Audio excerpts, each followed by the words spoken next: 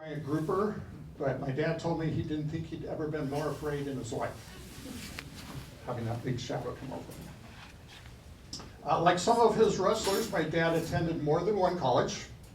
In fact, he first attended Westmont College and then Pasadena City College in Southern California.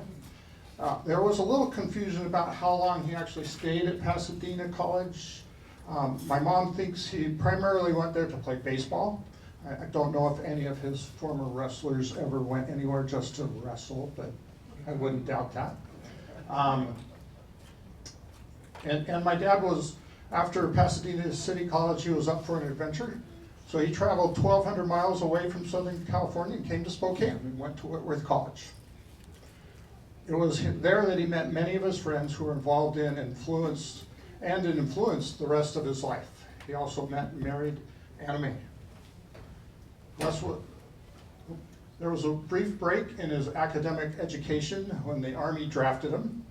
It was just after the Korean War, and so my dad was fortunate to only be stationed stateside. He never really talked about this time. All he ever told me is that he played football for the Army. He returned to Whitworth getting his bachelor's degree and later his master's degree. After working for many years, Dad attended WSU where he received his doctorate in education. Education was my dad's career. He not only liked to teach, he always enjoyed learning new things. His first job as teacher and coach was at the high school in Connell, Washington. He taught English and maybe a little PE. He coached football, baseball, and he was also told he was going to coach wrestling.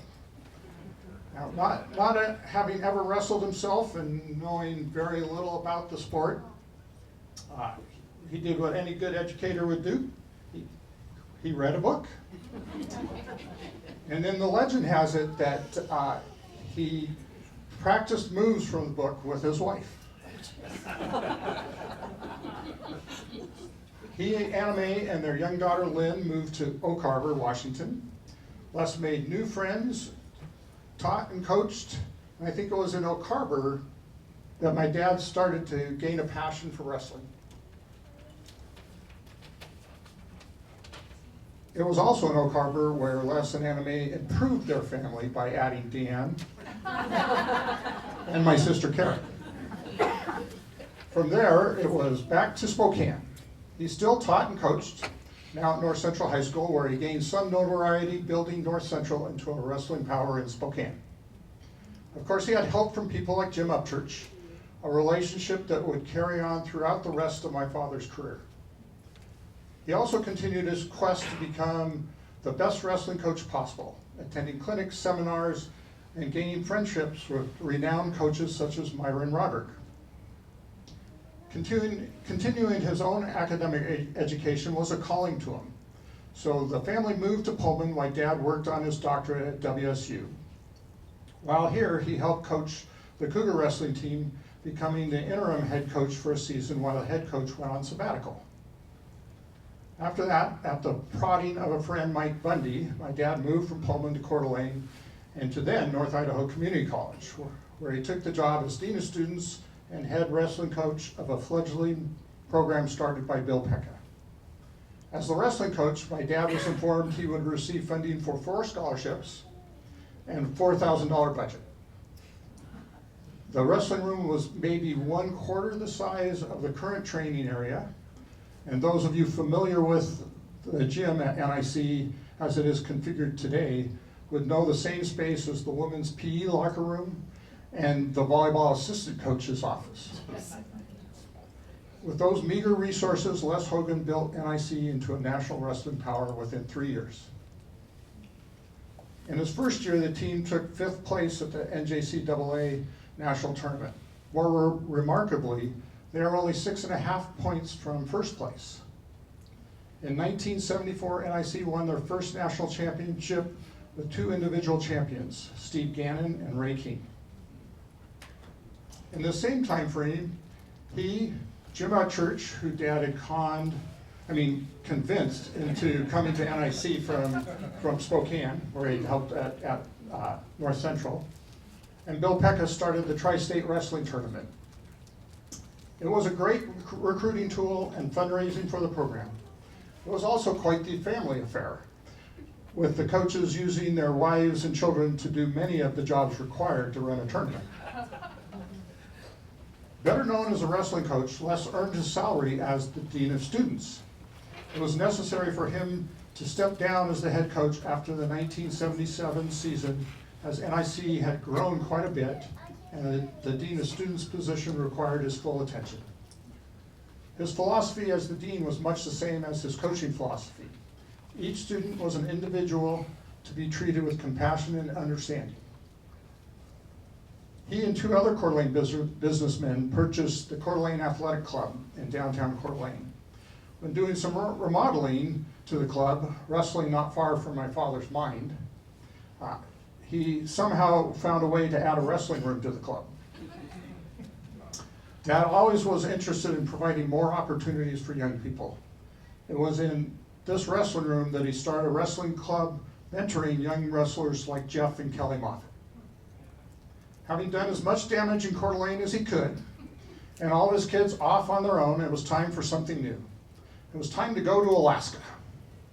Alaska Pacific University hired him to be their wrestling coach. Once again, he was able to take a program from nothing to very successful, finishing second in the NAIA in that first season at APU. He also was awarded the NAIA National Coach of the Year. Unfortunately, APU was to drop all of its athletic programs because of funding. Dad also coached 3 or 4 seasons at Diamond High School to make up for not being able to coach at APU. It was also in Alaska, a coaching connection from some 20 years earlier introduced him to set net salmon fishing in Cook Inlet. This brought him back to his love of the outdoors. Within a short time, he bought his own fishing site and licenses. Otter Creek Fish Camp brought many happy memories to family and friends. While at the fish camp one summer, my dad showed his ability to get people to try things they never imagined themselves doing. My wife, Jo Marie, is not much of an outdoorsman. But my dad convinced her to go out on a good fishing day to help pick fish out of the net. Jo Marie was very tentative at first, fearing that she might break a nail. But Dad patiently showed her the best way to get the fish out of the net. We started slowly, and as we got going faster and faster, dropping fish into the bottom of the boat, Jo Marie became a pro. Today, that is still one of her favorite memories.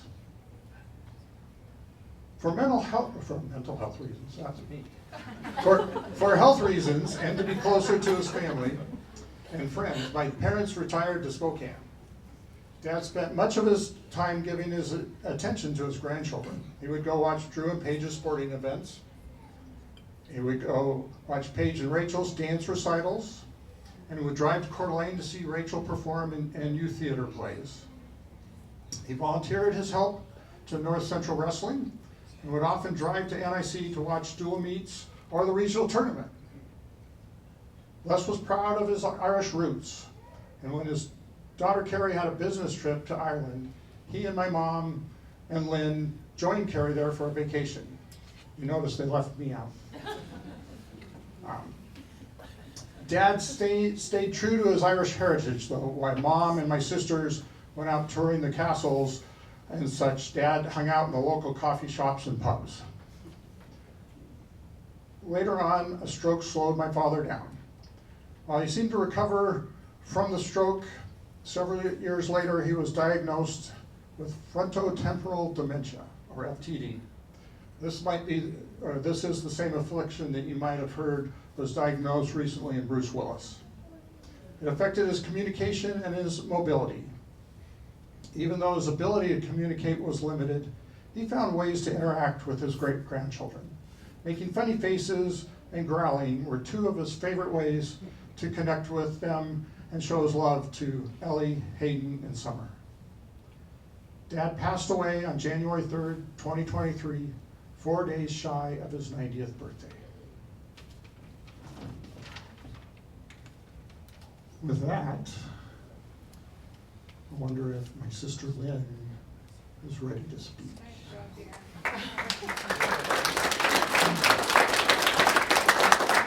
Recipient of recognition and numerous awards associated with his coaching career.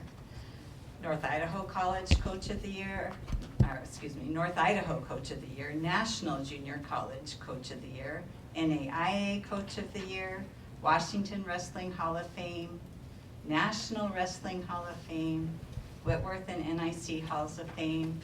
So thanks to many of you, he got a lot of recognition for that. And although I was and am proud of these achievements, and I think he was too, the attribute that will have the most ongoing impact in how much he cared about was how much he cared about people and about family. And that's pretty evident by all of you being here today. He didn't just want to coach accomplished wrestlers. He wanted to teach lifelong skills of responsibility, perseverance, and integrity. There was the time that Dad had a wrestler who was having trouble making weight come stay at our house so he could learn about some healthy eating habits. It was December, and I had made salt dough ornaments, basically salt, flour, and water, and I'd set him out on the counter to dry overnight. Well, the next morning, the wrestler said that he had eaten a couple of those cookies, and even though they were kind of salty, he ate them anyway. Further proof that indeed that wrestler did need to work on some healthy eating habits.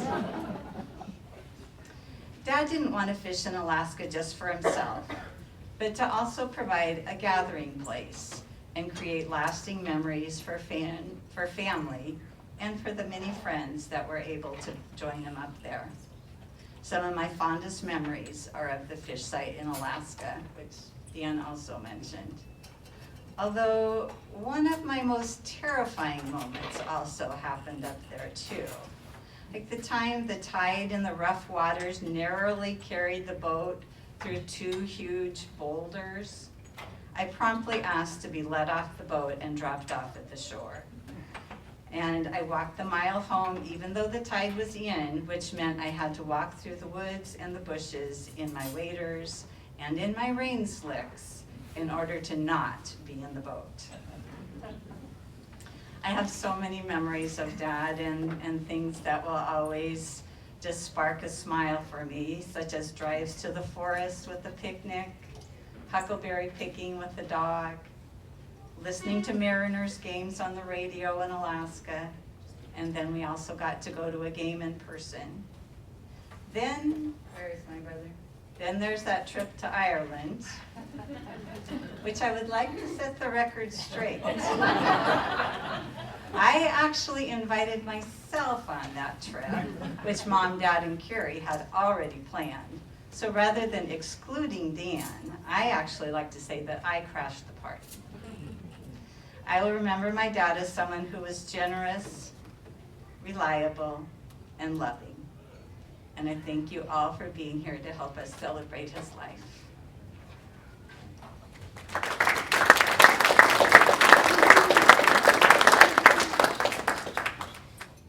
I'm Kerry, I'm the youngest, and I'm the one who left. I'm the one who left the Northwest and moved out east quite a long time ago now. And I wanted to talk a little bit about that first trip that I took to the east. It was actually the first time I'd crossed the Mississippi River. And the person who did that trip with me was Dad. That was in 1987. He drove a lot that summer. He drove with me down to Nashville, where I was going to go to graduate school, and then flew back to Coeur d'Alene and drove with Mom all the way to Alaska. So if you could see part of the United States at that point, and a lot of Canada too, then Dad saw it that summer. So anyway, years later, some of you may know that Dad liked to read a lot, that he used to be an English teacher, and he also enjoyed writing. And so he wrote a sort of journal or travelogue about that trip that we took. And years later, Mom sent me what Dad had wrote, and reading it sort of reminded me that we all have glasses that we use to look at the world. And our experiences in life, our values, the people in our lives, all of those help form those lenses that then dictate what we see. So even if we might be looking at the same things, I mean, as Dad and I drove, we were looking at the same things. And if I had written a journal, which I didn't, I think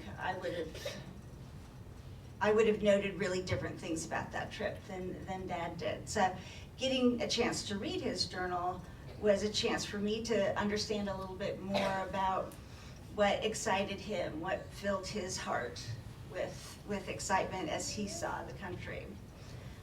So sometimes numbers do tell a story. I did some counting. His journal of this trip was 8.5 handwritten pages.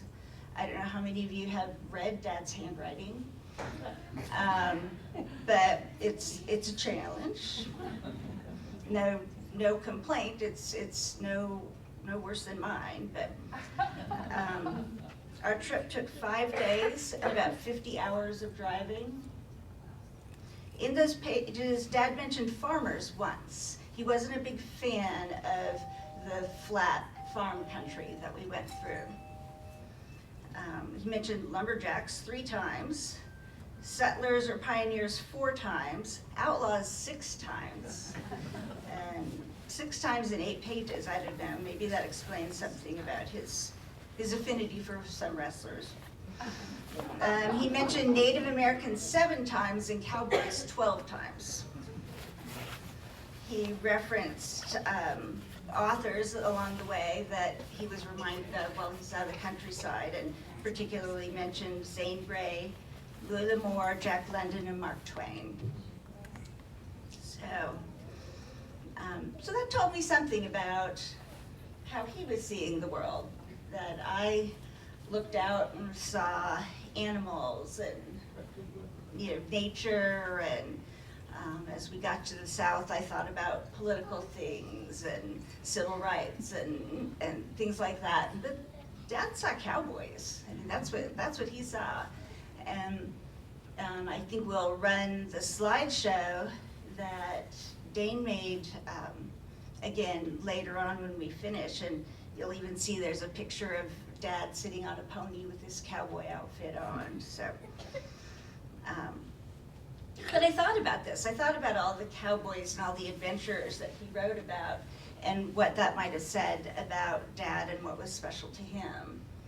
And I thought that in a way, his goals in many of the endeavors that he took on in his life were like what the cowboys and the Western settlers were doing. He was aiming to build something greater than just himself and greater than just his place. And so in a lot of ways, he was a builder. He wasn't the handiest guy in the world about fixing things, but he was a builder of a different sort, taking programs from their infancy and building them up. And so many of the programs, if you start looking backward to the places where he coached, many of the programs were either in their infancy or struggling when he took them on. That at Connell, there wasn't much of a wrestling program there prior. At Oak Harbor, the schools in the area did have some experienced coaches that he took that opportunity to learn a lot about wrestling from.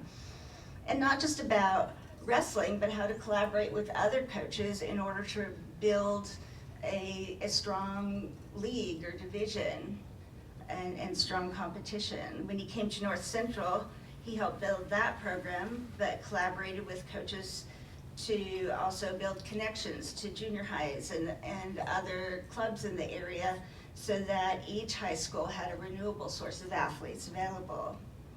At NIC, he took a budding wrestling club and turned it into a powerhouse. But along the way, he also developed relationships with local colleges and high schools and other members of the wrestling community.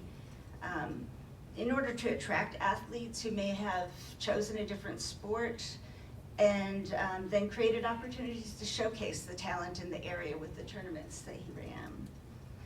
And then again, at Alaska Pacific, I mean, he did have sort of this dream of Alaska one day. I don't know if that was from reading Jack London or Call of the Wild, whatever, but again, although it was a short-lived program, he spent his time in Alaska not just developing the team itself, but developing connections with other towns and schools in a place that, I mean, I think Alaska is perfectly suited for building wrestling. I've worked in some of the schools in Alaska, and most of the schools outside of Anchorage or Fairbanks don't have,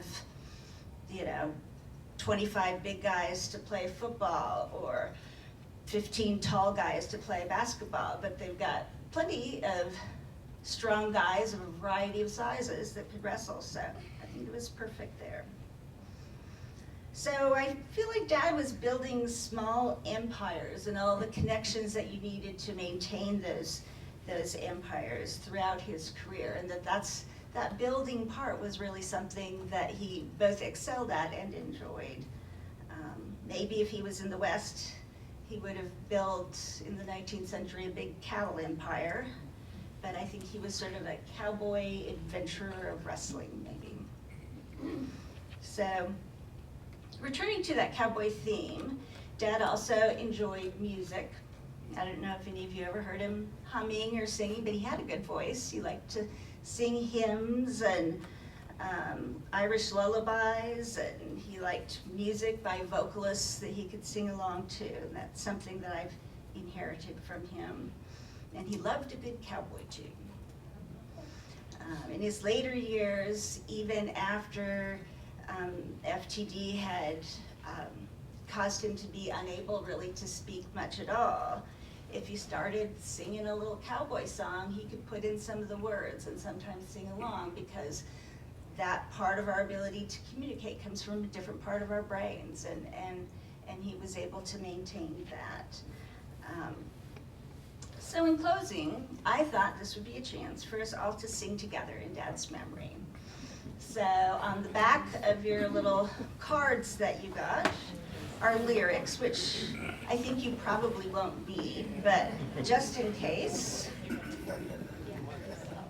And I have my little pitch pipe so that I can at least start in tune, but no guarantees for anything after that. I haven't sung publicly since musical kindergarten, so that would have been about 56 years ago. So you all got your lyrics. We're going to start with the chorus, or no, we're going to start with the first verse, and then the chorus, and you guys sing as loud as you want. This is for Dad. Oh, give me a home where the buffalo roam, where the deer and the antelope play, where seldom is heard a discouraging word, and the skies are not cloudy all day. Home, home on the range, where the deer and the antelope play, where seldom is heard a discouraging word, and the skies are not cloudy all day. You guys are good singers. So I just wanted to close with a quote from Dad's travelogue that he wrote of our trip in 1987, because I thought it was a good closing and appropriate for today. So this is what he wrote at the end of his travelogue. What a treat for a boring old bugger. My only regret that I had to return to the real world. Who was it who said, time is like an endless clock, never stopping, never pausing, always onward? I think it was me.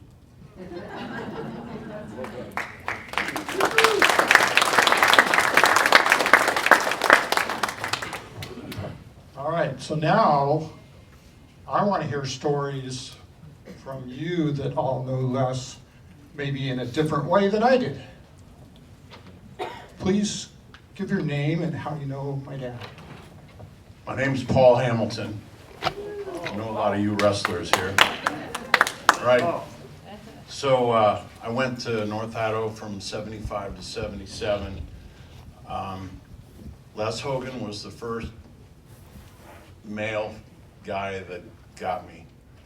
I was from Hilliard, and he kind of looked at kids from Hilliard with an eye. And I wasn't a troublemaker, but then I wasn't an angel either. But he made me the activities chairman for the college my sophomore year. The drinking age was 19, and I read the book about 4 times and found out I could buy alcohol with school money. So I had the Coors distributor delivering beer kegs onto the spit at the college, and it was all legal.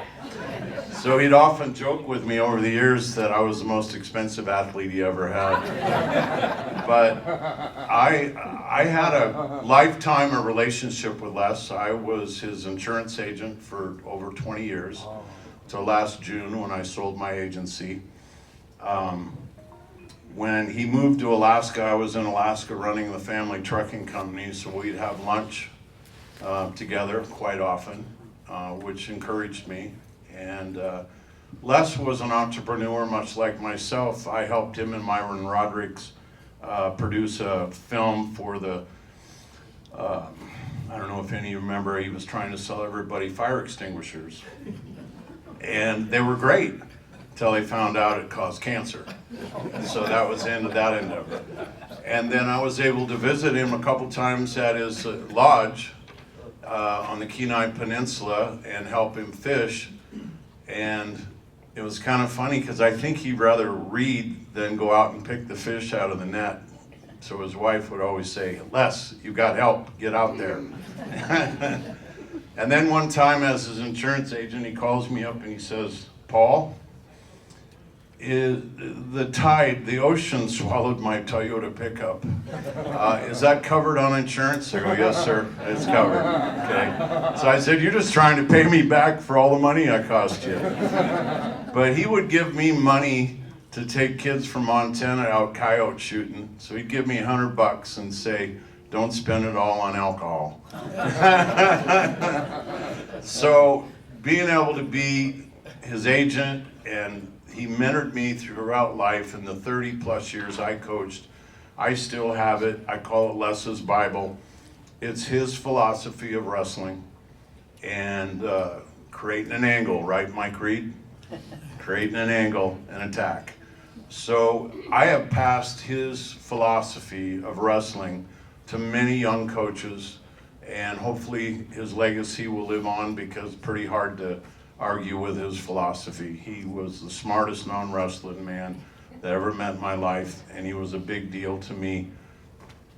Les, thanks for all the trouble I put you through. Who's next?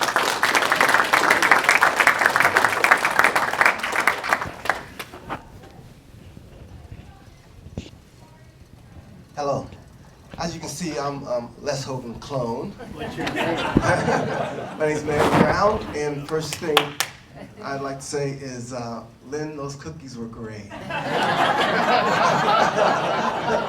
use a little more cinnamon, but you know.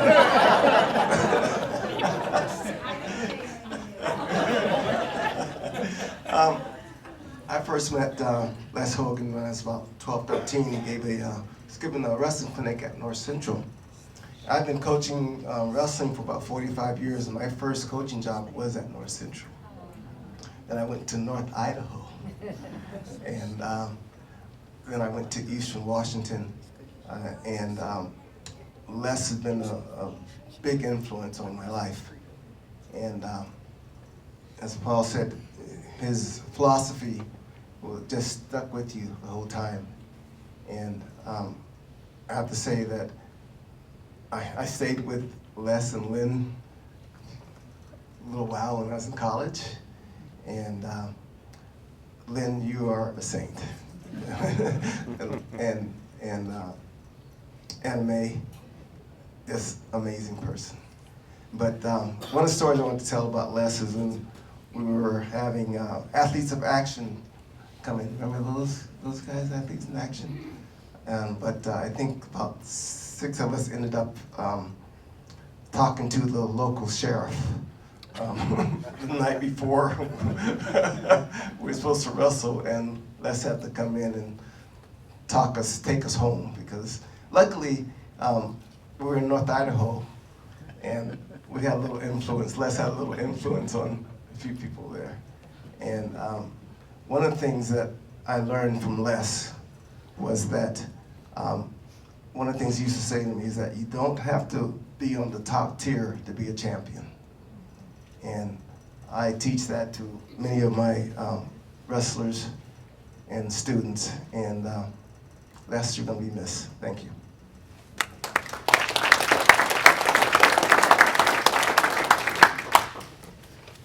My name is Tim Owen, and I wrestled at North Idaho College 74 through 76. And I was never a starter on the wrestling team, and that was probably a monumental stroke to Les. We had 4 state champions in my weight class when I came there as a freshman. He was a great recruiter, brought a lot of really tough kids into the program. But I coached wrestling for 44 years, was a head coach for 40 of those years. And I have had the privilege to have a lot of really good wrestling people to be around. My family was a great one with 5 brothers in my family that all coached. But my high school coach won 11 straight championships in Montana. Jeff Beck was a really excellent coach. And then when I went to my very first year of coaching, I went to Great Falls, Montana, and I got to work with a guy that had won 4 straight state titles. And man, everybody I've been across has been an unbelievable influence to me as in my career in wrestling. But I'm going to say this about Les. I have never been in greater admiration of somebody that could do what he did and not have wrestled. It was just unbelievable that he helped me as a coach. Maybe because of that reason, that had a lot to do with helping me, because with him explaining something rather than just taking for granted that people could do things, because he didn't wrestle, he really knew the importance of explaining things to you, and he was really good at it. And I will say he had the greatest influence. I told you I've been around a lot of wrestling people. He had the greatest single influence of anybody else in my life in my coaching career. And so Les, I really, really appreciate all the help that you gave me on my career.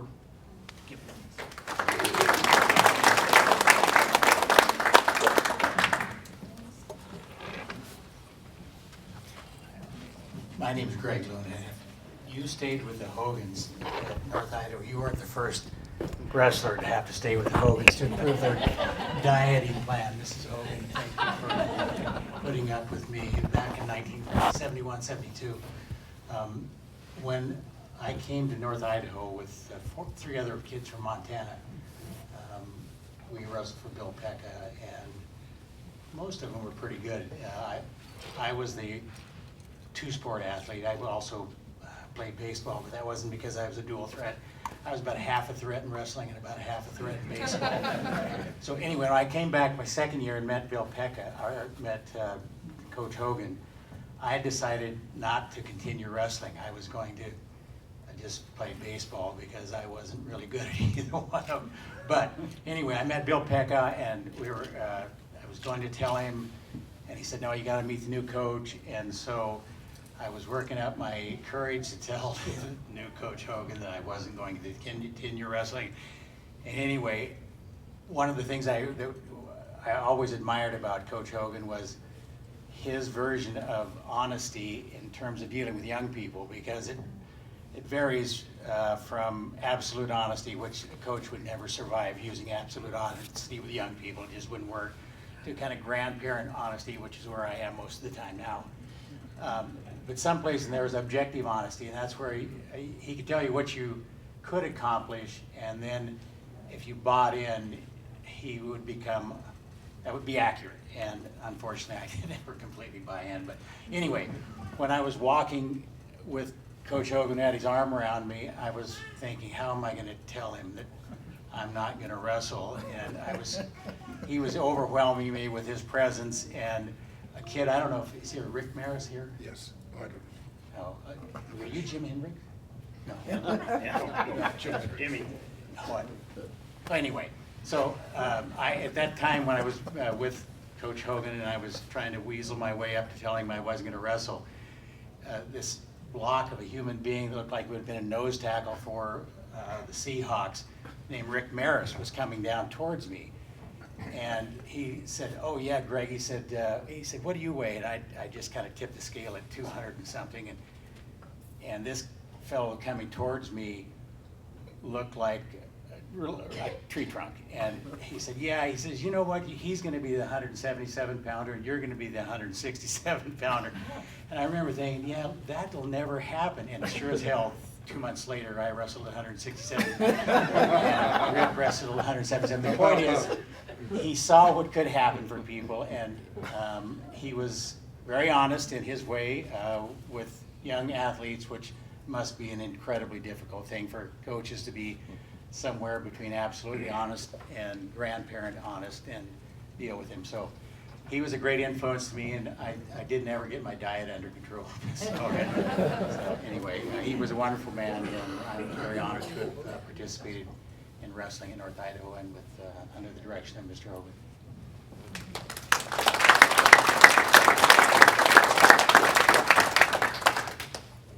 There we go. Hi, I'm Don Owen. I don't know whether this breaks a rule here, having two Owens speak, but Les recruited me when I was about ready to go off to Utah State. He drugged me to North Idaho, and I ended up wrestling, played baseball a little bit at NIC, and I too stayed with the Hogans for a few months, and they were great hosts, and I loved that. But I do have one story, funny story. I was wrestling on the team, and Les took us over to Grace Harbor to wrestle. And as everybody knows, Les was not all that gentle and kind when it came to the referees that were out on the mat.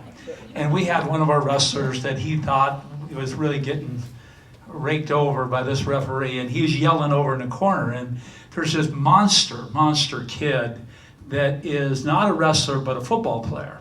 And he's on the edge of the mat, and he yells at Les, and he says, "Les," he said, "Les," he said, "Coach, sit down and shut up." Well, we had a Golden Gloves boxer from Libby that was on our team by the name of Mort Curtis. And he jumped up to his feet and he says, "You're not going to talk to our coach that way." And the guy looked at him and he said, "What are you going to do about it, Bucky?" And that was not the right thing to say to Mort Curtis, I promise you.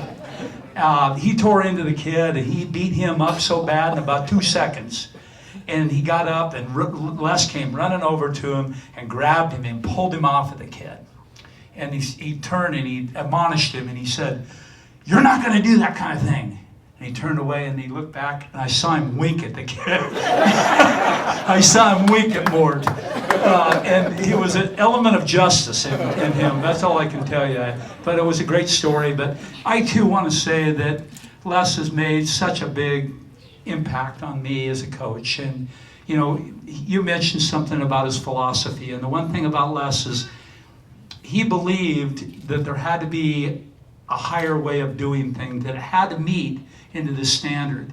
And everybody that wrestled for him probably learned more about physics than you probably did about wrestling. He was always talking about weight, distance, angles, and he had a purpose in everything. And as a coach for me, that made all the difference. And Les always said, you don't want to be a grab bagger. You don't want to just be reaching and grabbing things. You have to build it into your philosophy, whatever you're going to do. And anybody that's wrestled for him, and anybody that later went on to coach, took on those principles, and it made all the difference for me. It made such a difference for my family, too. I want to say one last thing, and that's that my brother John was taken in by Les. And he had a memorial a few weeks ago, and there were hundreds of people that came. And I'm going to tell you, Les had such a big impact on my brother John. And he did that for literally everyone in my family.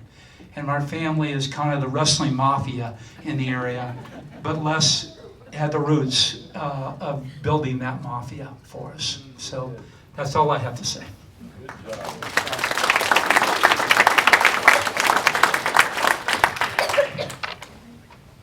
So I'm Steve Squires. Hard to talk to all you guys because, my parents started out with the Spangenbergs and the Hogans, and we always had fun when we came over to your house, and it was always fun to play with Danny and Lynn Ray and all of our families together all the way growing up. And I remember my story is what I learned is how much fun you guys had together, and everybody always laughed, always an extra plate at the table. And that's how my wife and I, Mary, have always done things. We always had fun. We always set an extra plate. Was in the Navy for a long time, and there's always an extra plate at our table for whoever could come over. It's really cool. The thing I remember though is in 1974, I was getting ready to go into my high school senior year. My dad came and said, "Hey, you wanna guess what? You're getting on a bus tomorrow, and you're going over to North Idaho, and you're gonna wrestle in Les's camp over in North Idaho." So I got over there. I got to clean the mats and wrestle during the day, and it was great because I was really trying to make a push to be something in wrestling. And I'd had a good junior year, and I was ready for a good senior year. But I think what happened to me was I got that push, realized what I could do, get some confidence, and I went on and I didn't wrestle anymore because I got hurt pretty bad. But I got to go to the Naval Academy. I spent 30 years in the Navy, and I would never look back. And it's the families, and Lynn Ray, you and Ray being here with my folks, and coming back and seeing everybody on leave and vacations. It gives you an anchor, and it's the anchor that I carried with me all the time, all over the world. So thanks.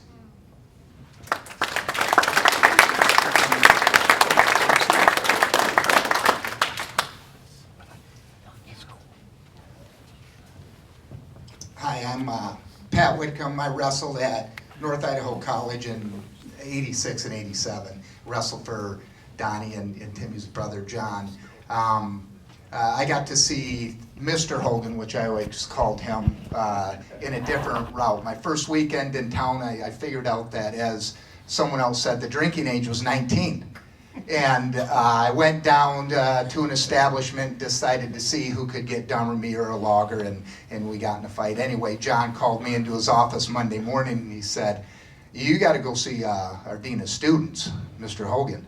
And his office is over there. I don't know what he's going to do." So I went up there and sat down, and Les looked at me, said, "What happened?" And I thought, I'll talk my way out of this. And I said, "Well, Mr. Hogan, I think I was misunderstood." He goes, "Stop." He goes, "You have two choices." He goes, "You can either not do stupid things," and looking at you, that's probably not an option. "Or, if you're going to do stupid things, go to Spokane." And it was a 10-minute, not even whatever, and he goes, "Now tell me about this fight." And so we went on, and then I was fortunate enough to come back, and after John retired, I got the head coaching job, and I saw Mr. Hogan. I said, "Mr. Hogan, what do you think?" And he goes, just remember, you're expected to win national titles, but it's always about the students there." And then when I watched Dan coach, I could see that, how he treated his athletes and players and everything. We were lucky enough to win a national title. And his humor, we were at a soccer game, we're standing down there, so I kind of cozied up and I said, "Mr. Hogan, what do you think about that, our national title?" He goes, "Hey, it's an outstanding achievement for your ability." And he kind of smirked at me, and I said, oh, okay, thanks. And then he'd come to the matches, and at the time, Clackamas, who's up there now, we beat Clackamas bad. It was like 58-0, and so I walked over and I said, "Mr. Hogan, what did you think about that?" And he had 14 note cards filled out for me on things that my team could work on. And I was like, okay, thanks. We won our 14th national title. Les started, or Mr. Hogan started it. John had at me in 2013, and I was at the soccer game again and went over, and finally I just called him Les. I said, Les, what do you think? He goes, you know what, Pat, I'm proud of you and your team. And that was probably the biggest compliment he gave me there. And so being able to start out as someone who needed some direction to not do stupid things, which I should probably still take advantage of today, and to know if I wasn't going to go to Spokane, but knowing that he cared about you and that I had better care about my athletes, and that was our number one thing to do. But I thank him for everything that he did in my career. Thank you.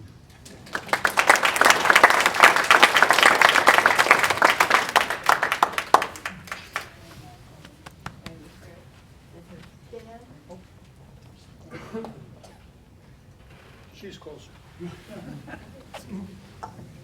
I worked with Les at the college I was there for 30 years, and one day, as he was driving down Sherman Avenue, he saw me walking into a bar. So this will relate to you guys. And being the dean of students, when I got to work the next day, he rounded up and found me and said, "What were you doing going in there?" And I said, "Well, our tennis club meets in there, and I'm the secretary treasurer. We don't drink, we just sit around a little table and have our meeting." "Oh," he said, "but don't ever let me see you going into a bar again."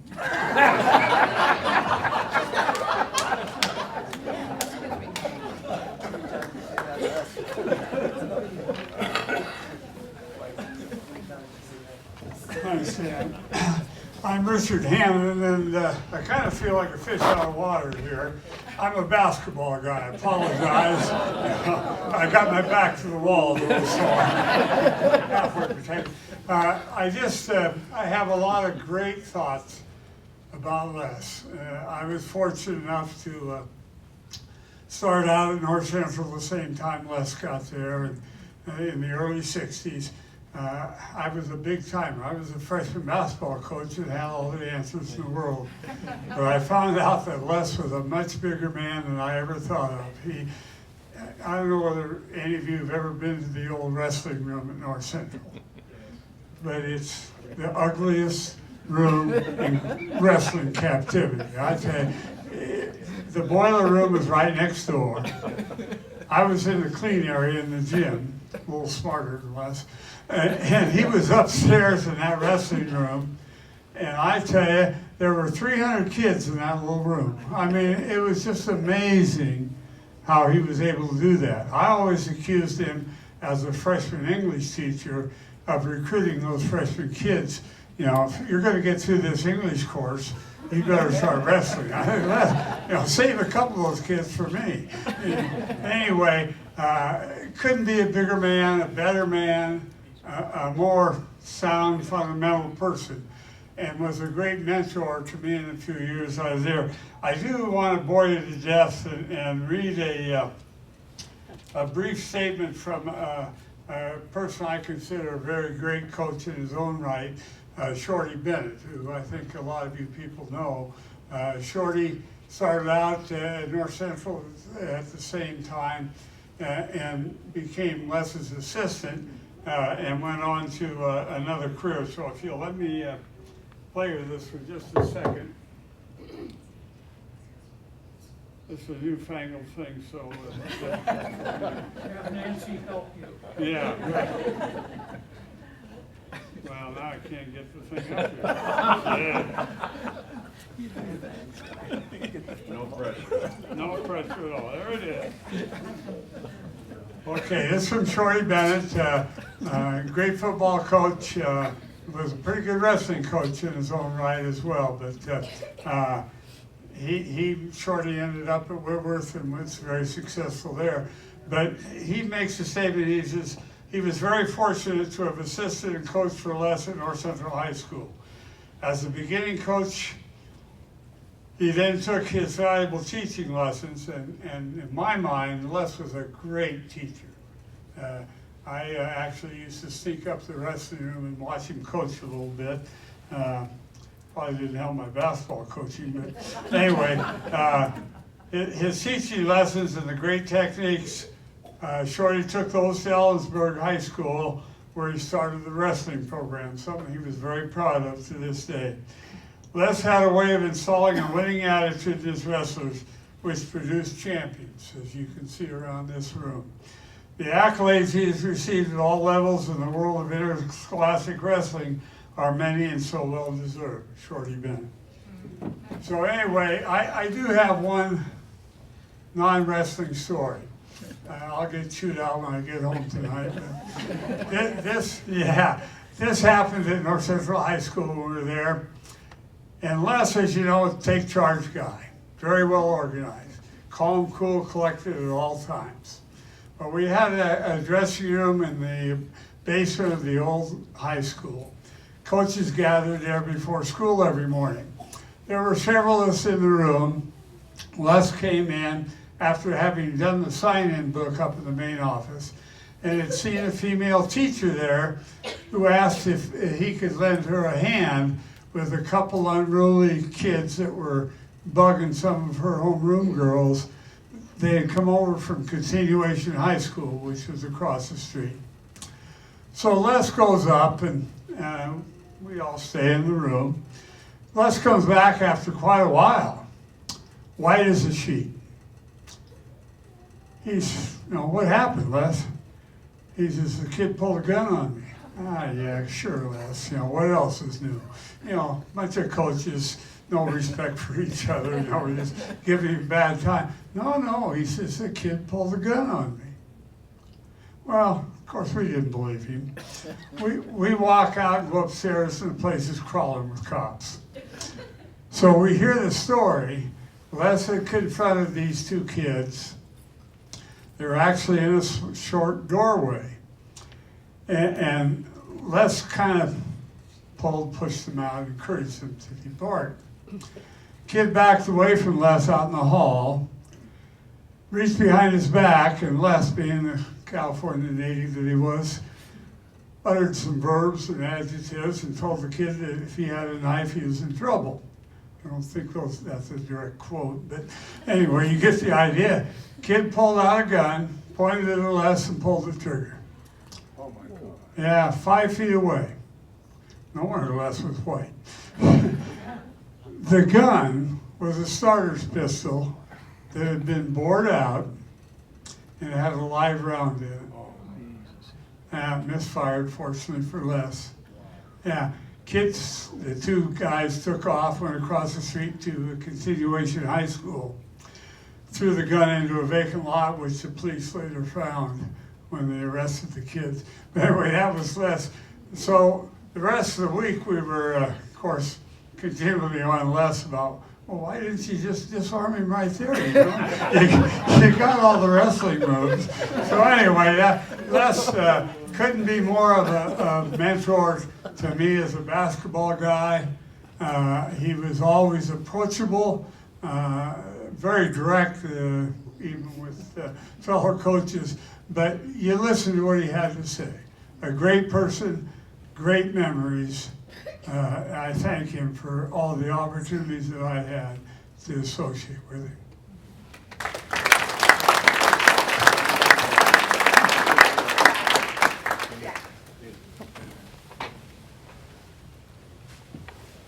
My name is Jim Whiteman. I was with Les early in the 70s. Jimmy, you are still my hero, but we're going to talk about Les today. I was young, immature, and not very good. And Les realized all three of those things very quickly. But for some reason, he kept me around and just kept me in the program and kept me involved. And it was just a great asset to me. And then I started coaching. And then our relationship became much greater, much closer.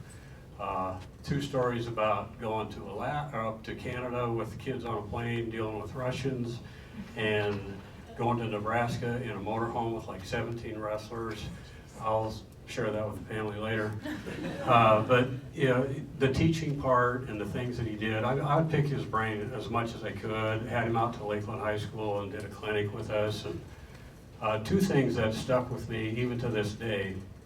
He says, Jim, have you ever seen a math teacher teach for 4 days and then on Friday give a test and then stand over the desk and yell instructions constantly loud into the ear of the kid trying to take the test?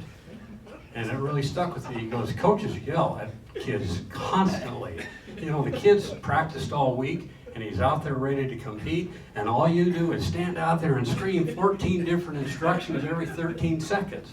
And it's just like, that really stuck with me. And he says, you do your work during the week and just be positive with them and do what you can, but screaming and yelling, just, it never worked. And then he said, you know, he says, most all of the wrestling coaches know pretty much all the same thing. If you were to take all of their knowledge about the sport of wrestling and put it on a roll of paper and line them up at the end of the gym, and everybody hold one end and roll it to the other end of the gym, he said, everybody's knowledge of the sport, he said, all of those papers would probably stop within a foot of each other.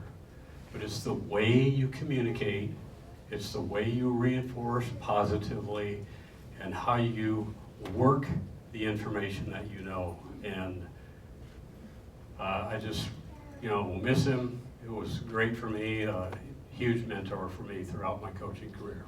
Thank you.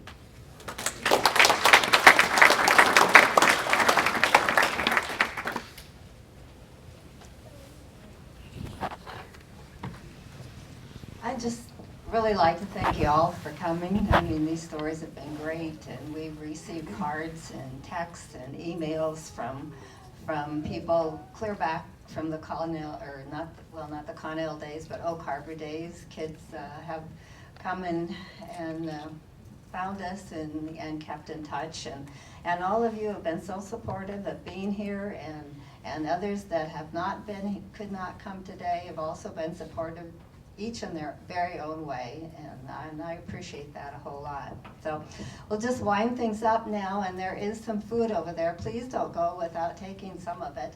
And you know, come and sit down. Appreciate the way that you've all not only shared your stories with us, but have kind of gotten to know, hopefully, a little bit, you know, people that you didn't know at your table. So anyway, thanks a whole bunch for coming. Love you all.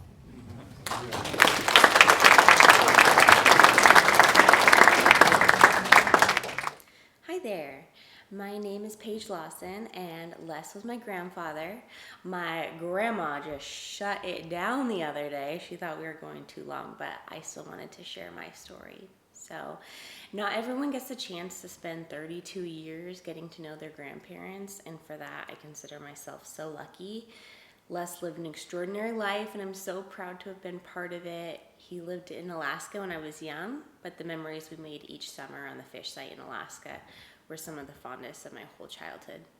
We'd ride three-wheelers down the beach, set the flounder out, watch the eagles swoop them up, then go into town to drop the fish off, but more importantly, get bubblegum ice cream. He was always a great sport when it came to watching my performances or attending Barbie weddings, but mostly we did a lot of reading and played a lot of card games while drinking vodka tonics, but only tonic with lime in my case. When my grandparents moved to Spokane, they were always involved. They were at all of our sporting events, school activities, graduations, and holidays. I loved our annual sleepover the day before Thanksgiving, where we'd always end up watching NCIS or some other kind of detective show. The sleepovers only stopped a couple years ago, mostly because I didn't think they'd want a newborn sleeping over at their house, but the making pie tradition continued. One of my favorite times with my grandpa was when he'd pick me up from my school. He'd always take me to a coffee shop, drive through on the way home, and we'd get granitas. I don't know if my mom or my grandma knew about this, being health and financially conscious ladies, but they can't get mad at him now. Most recently, it's warmed my heart to see my daughter get to know him as her great-grandpa. She was only a year and a half old when he died, but they had such a special relationship. She saw him at least once a week ever since she was born, and with him not being as verbal as he once was, they shared growls and pokes. She thought he was hilarious and loved crawling all over his wheelchair, or just his body. They'd tickle each other's toes and make funny faces, and then take naps and start all over again. I know my grandpa was this accomplished athlete, coach, and teacher, but to me, he was just my grandpa. He was someone who was always there for me. He was a constant in my life. He was always reliably putting bows on his forehead at celebrations or sipping one of his favorite beverages while joking around. It was Fireball for a while until it turned into Tullamore Dew.